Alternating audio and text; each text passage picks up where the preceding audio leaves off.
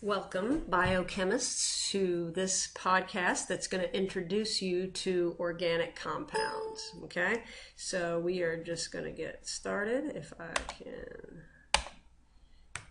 Okay, elements and compounds in living things. Just a basic introduction of the things you find in living organisms. There are 90 elements that occur naturally in the world, okay? A lot of elements, plus those that are created by humans. But of those 90, only 11 are common in actual living things.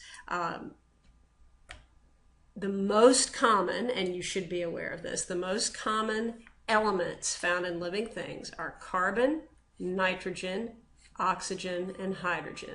CNOH. There are probably a couple others we could toss in there, but that's good for us. Those are the main things that you are made of. Okay? Those four elements make up 96+% of your body, okay? And of most living things. Now, there are 20 other elements that are found in small amounts, we're called trace amounts inside of living things. Iron, phosphorus, sulfur, things, but these four are the biggies that you would need to know. Okay, now of all the elements and compounds, basically of all the matter in the universe, all matter that we know of in the universe, there are you can divide it all into two main groups: organic compounds and inorganic. Okay? Now, what does that mean? Let's focus on organic compounds. Organic compounds always contain carbon. Okay? Something you might want to remember, this carbon is usually covalently bound to hydrogen. So if the carbon is all by itself with oxygen, say, then that's not usually considered organic, okay?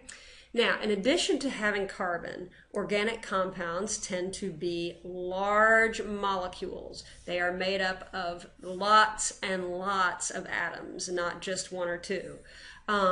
They are complex, which is kind of derives from them being so big. They can be very complex in their shape.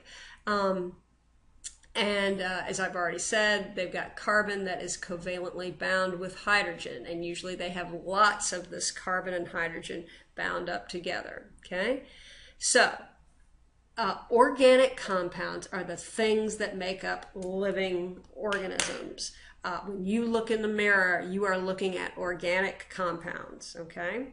It doesn't mean inorganic compounds aren't important for life. They are, but when you are looking at what is it that makes up a living organism, it's the organic compounds that do that, okay? So let's talk a little bit about inorganic compounds then. What does that mean? Generally, inorganic compounds do not contain carbon. Now, CO2 is an exception to that. It is inorganic, but it does have carbon. Notice there's no hydrogen. Notice it's very small, just 3 atoms. Down here we have an oxygen, and a carbon, CO2, very, very tiny. So it doesn't really meet all the criteria for to be organic. Inorganic compounds tend to be small and simple, very much so like water, H2O, 3 atoms. And while inorganic compounds are not the major building blocks of life, they are positively necessary for life. Life cannot exist as we know it without water. Carbon dioxide is essential for photosynthesis to happen. So we must have inorganic compounds. It's just that when you look in the mirror, it's not the inorganic compounds you are seeing. You are seeing how these more complex organic compounds making up you as a living thing. So, it should have not escaped you that carbon is at the center of these organic compounds. Why carbon? What's the big deal? The bottom line about carbon is that it is a great tinker toy, meaning we can build lots of things with it. It lends itself to that. Why? It has 4 outer or valence electrons, meaning that if you'll recall, carbon has an atomic number of 6, meaning there are 6 protons in this nucleus here. Well, if there's 6 protons, there had better be 6 electrons going around if this thing's going to be electrically neutral. If you will recall from maybe an earlier science class, there are 2 of those electrons would be found in an inner electron shell, but the remaining 4 would be found in the next shell, which at its maximum, this shell can hold 8.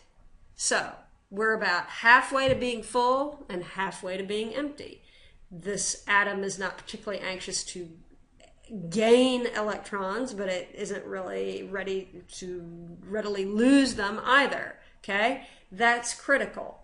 What this means then is it can bind with 4 different atoms. One atom can bind with each of these electrons. So you've got 4 positions to build from, to build off of, okay?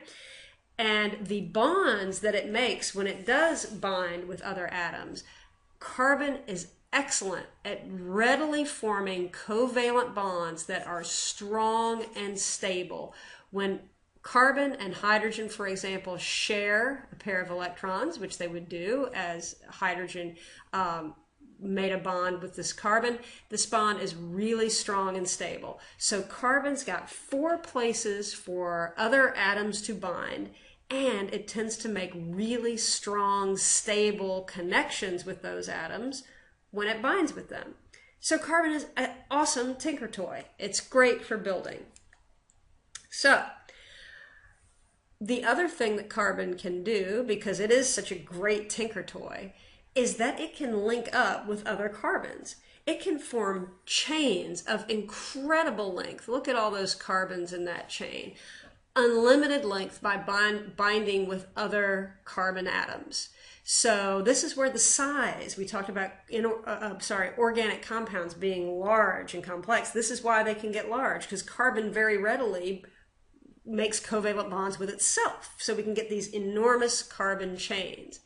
And then once we have those chains can fold on themselves and make these incredibly complex shapes, like what it's being illustrated here in the lower part of this picture. That's a diagram trying to show how a protein is structured. Incredibly complex structures.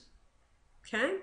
So the bottom line about carbon is it's got huge, huge potential for making a wide variety of lots of different types of molecules. Hugely important. I mean, think about it. You are an incredibly complex creature. It makes sense that the compounds that build you must also be pretty complex in order to make such a complex creature. So that carbon is what allows for that complexity. So how do we make these big complex organic molecules? Okay. First, let's get some terminology. The term polymer. Polymer, if you have had Latin, poly means many. So a polymer is basically a large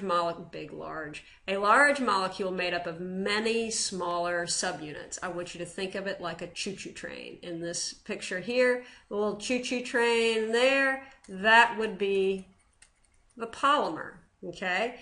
Each car is a subunit in that polymer, in that train. And each link, each place where the cars join is a chemical bond. Okay, now the term monomer, we all know mono means one.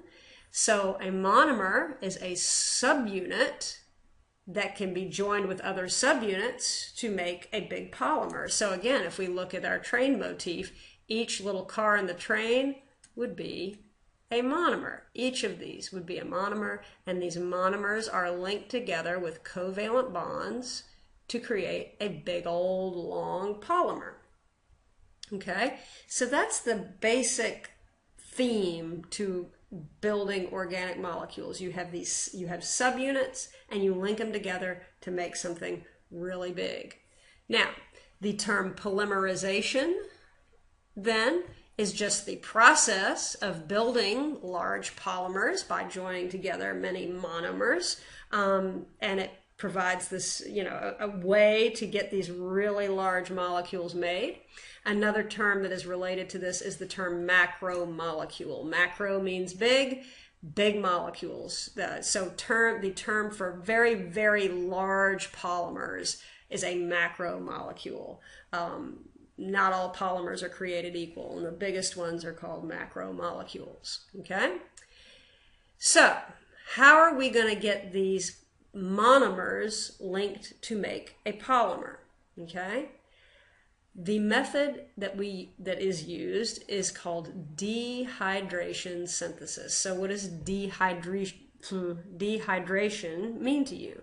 Dehydration means you're thirsty, you're dehydrated, you need water. Well, in dehydration synthesis, to build an organic compound, we are going to remove water from in between two monomers. So dehydration synthesis is the process that makes polymers. So we're creating big molecules from little subunits here, okay? So here, let's look at this. We've already started in this little diagram making a polymer. This is a really small polymer. It's only got 1, 2, 3 monomers in it. Each of those is a monomer. Now, if you look on the end of this one monomer, there's a hydrogen atom. Now look at this monomer over here. Our goal is to join this monomer with this monomer right here and make our polymer longer, okay? Well, look at this OH right there. It's hanging off this end of the monomer. Well, if we had a little activity between these guys, if we brought them together, this OH and this H would bind to make water and would leave the compound as water, and it would leave behind a covalent bond between this monomer 3 and monomer 4 over here. So we would create a longer polymer from doing that. Why is it called dehydration synthesis? Because what did we take out? We took out water, 2 H's and an O. Okay, so dehydration just means you lose water. Synthesis means making something or putting things together. That's all it means to synthesize. You're going to make something. Okay, so suppose you wanted to break down organic molecules, because we also want to do that. We do it all the time. When we eat things, when you eat a sandwich, you eat organic molecules and you break them down to get energy from them, to use them for whatever your body needs. Decomposition is the breaking down of organic molecules. So to do that, we do a process called hydrolysis. You'd think they'd just call it hydration, since the other thing was dehydration, but no, we can't do that. But that's okay. Hydrolysis is just the process where if you've got a big long polymer and you want to break it into little pieces, you add water back. So look, there's the water that we took out, and we're going to put it back with a little chemical reaction, and then boom, the monomers come apart, and we've got our monomer back. So add back the water, and you've got it made. That breaks the polymer into its monomer subunits, okay? A great example of where hydrolysis would be used would be digestion, what we've just talked about, decomposition, and all of that kind of thing. So the bottom line then about making big complex molecules, organic molecules, is we are going to link small subunits together to make large polymers, okay? Dehydration synthesis or dehydration reactions link them by removing water, and that creates covalent, really important, covalent bonds between those subunits, okay? Now, if you want to break apart those polymers that you make back into their subunits, you just put the water back and you can break it apart. And of course, that's called hydrolysis, and that is what breaks those covalent bonds between the monomers, between the subunits. Remember, monomer and subunit are going to be interchangeable words, okay? So, really, really long, complicated molecules, like molecules you're made of, can be made and broken down by these two methods. It's just like linking and unlinking cars in a train. And we can use these little subunits over and over again to do what we need to do. So that's the very fundamental basic theme you need to get in your mind about how organic compounds are structured. They are monomers that link together to make polymers, and they do so with dehydration synthesis, okay? There are 4 major groups of stuff that you are made of these organic compounds. 4 major groups. I want you to have this little file folder in your head that says organic compounds, and then I want you to put 4 smaller file folders in it, and we're going to label each one a different group. Carbohydrates, okay? Carbohydrates is one group of organic compounds, very important. The next group, lipids. Okay, file folder named lipids under organic compounds. Proteins, in your mind, got your other file folder in your organic compound folder, and it's called proteins. And finally, nucleic acids. So these are the 4 subheadings, folders, whatever I want in your mind, and we're going to put lots of information in each of these 4 folders separately, and we're going to try not to get it all confused, okay? Because it's going to be easy to do that. So separation in your mind. All right? That's it for this little podcast, and I will see you in class. Take care.